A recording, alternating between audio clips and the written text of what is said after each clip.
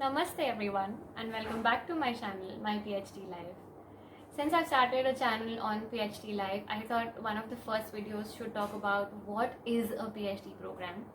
And in the introductory video, I said that I'll also try to make this platform as an information portal for parents to understand what PhD programs are. And since English might not be the best languages to have a conversation with parents from all uh, sorts of backgrounds in India, I'd also make a version of this video in Hindi.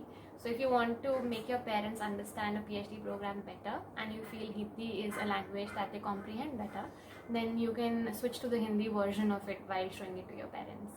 Okay, before I get to the nitty-gritties of a PhD program, I think it's important to bust some myths here and sort of let people know what a PhD program is not about.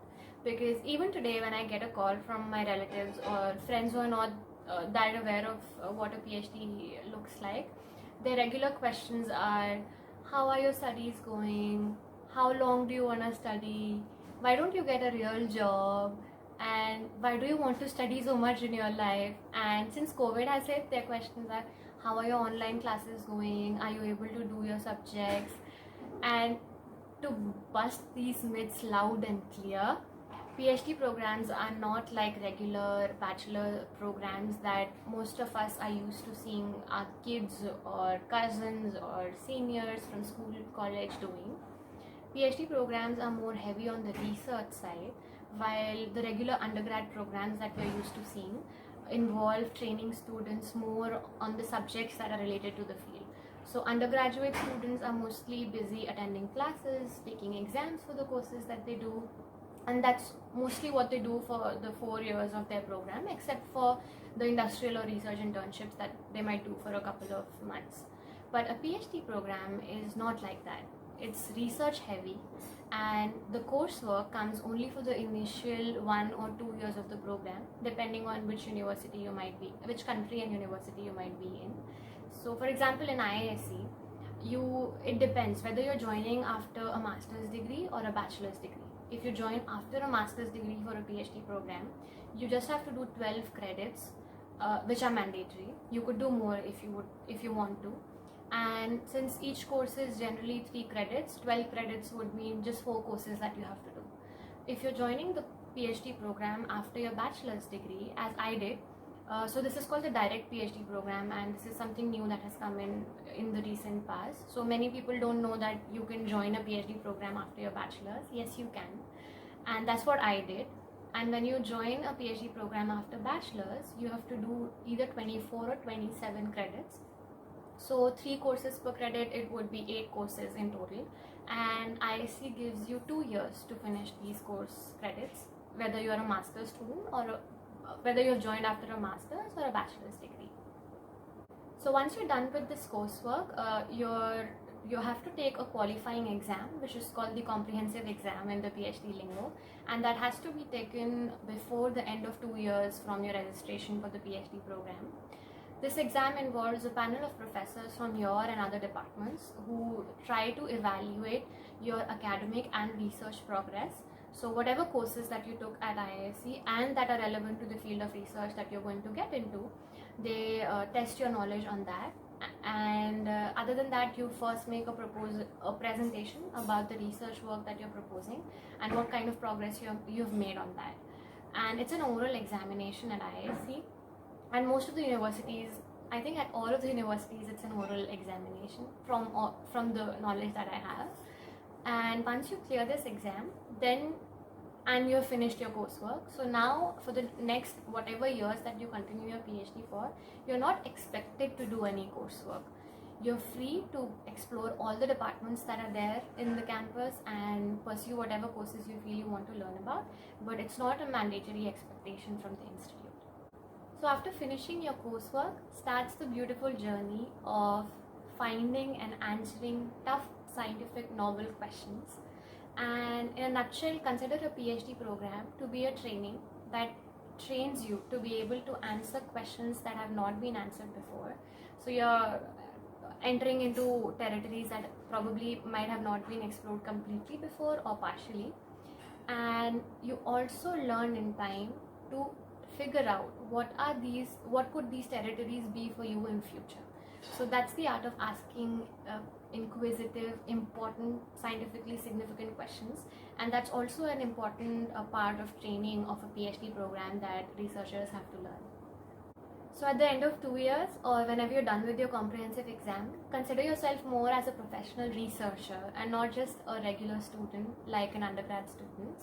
Another difference between PhD scholars and undergrad students is that PhD scholars are paid a stipend or / scholarship for the duration of their PhD programs. For instance, IISc and all IITs and many other government institutes in India, they pay you around 28,000 rupees per month until you qualify your comprehensive exam, and post that they pay you 35,000 rupees a month, and that's to sort of make PhD scholars financially stable and independent so that they can pursue this 4 or 5 years of tough times in their life and continue with the research work. Another important point that I would like to strongly emphasize for both people who are considering to join the field and for people who are already in the field, that PhDs are meant to be tailor-made. And what that means is that if you are one PhD student and I'm another, and even if we are in the same lab, our PhD experience might be completely different. We might be using the same experimental techniques, but the systems to which we might be applying them could be so different that while things might work perfectly well for one person, they might just turn out to be drastic for the other person. And that's what is one of the learning experiences I have taken away from my PhD program experience, which is still ongoing. Failures are going to be an everyday event in a PhD program, and now that you've decided that you want to devote yourself to an extremely challenging profession, I think it will be important to be prepared to handle these failures well, to extract as much knowledge as you can from failed experiments, failed simulations, and inform your future experiments or simulations based on them, and try to make take small baby steps every day and show improvement in your work. And at the end of your PhD, I promise you're gonna say that it was those failed experiments, those failed projects and ideas that you thought would break the roof but really never went out of your book that sort of build your character as a researcher, gave you that perseverance and persistence that you need to excel in the field of research. You might be working on an experimental problem, a computer-based problem, a modeling or a simulation problem, or a combination of these two, and that depends on the significant problem that you and your PhD mentor, decide to solve. PhD mentors are professors at different departments in universities whose job is to take fresh, new, inquisitive, excited PhD scholars and train them to become independent researchers.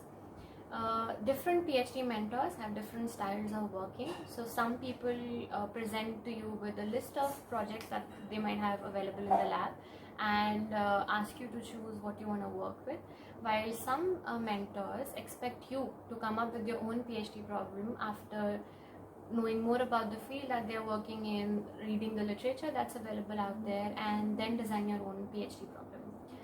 Especially when you apply to foreign universities, most of them have a project proposal application part where you have to talk about what is the project proposal that you're making to join their lab.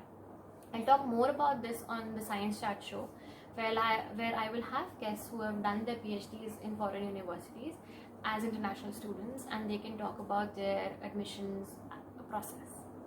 I think both the strategies of working on pre-designed projects or designing your own PhD projects have their pros and cons, and one should really internalize and talk to themselves as to what they would prefer at that point of time and then choose accordingly, because it's going to be a crucial decision.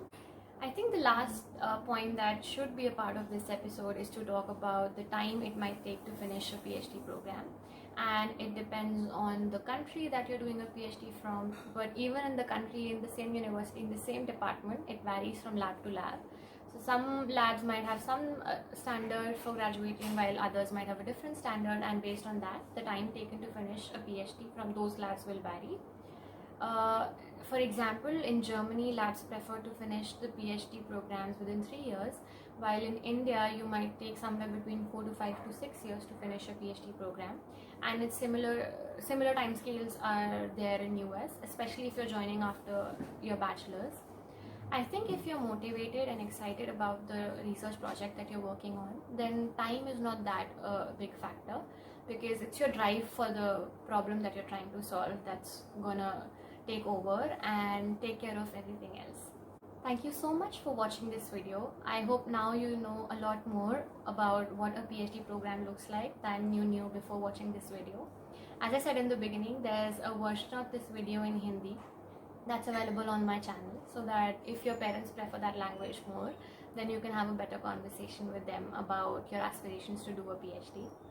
Episodes of the Science Chat Show are up, and feel free to watch them, enjoy the content, listen to stories of different scientists from around the globe and how they are pursuing their research careers.